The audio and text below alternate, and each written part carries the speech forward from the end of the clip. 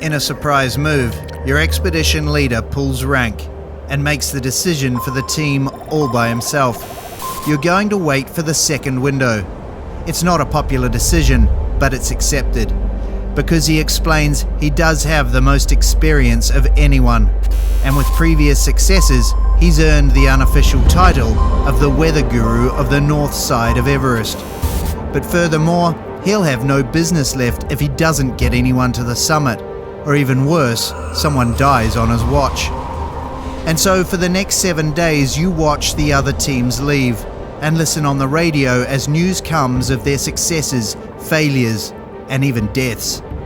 And as each team returns battered and exhausted, you also anxiously watch the weather forecasts day by day, waiting for your turn. Until finally, just as your leader predicted, your weather window appears and your team breaks camp to climb for 7 days up the windy slopes of Everest until completely exhausted, you arrive at Camp 3, just below the treacherous North Ridge and just 500 meters below the top of the world.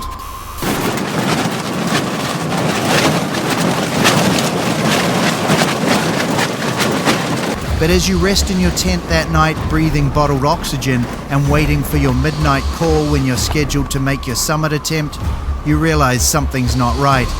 The winds are not subsiding, and when midnight arrives, they're still smashing into the tents, and your team leader has a massive call to make. The first option is to ensure the safety of the whole team, to abort the attempt and have everyone stay in their tents until morning and then retreat to the safety of base camp. And then there's the second option, which is to take a risk and leave now as planned. After all, people have summited in these conditions before, and everyone knew before they came that there would be risks involved in climbing to the top of the world. And as slim as the chance may be, perhaps if everyone keeps in close contact by radio and is ready to turn around if conditions worsen, maybe, just maybe, there's still a chance the winds will die by morning as forecasted and you'll make it to the summit. And so now, as the winds batter your tent, it's time for the team leader to make his decision. Are you going to risk or return?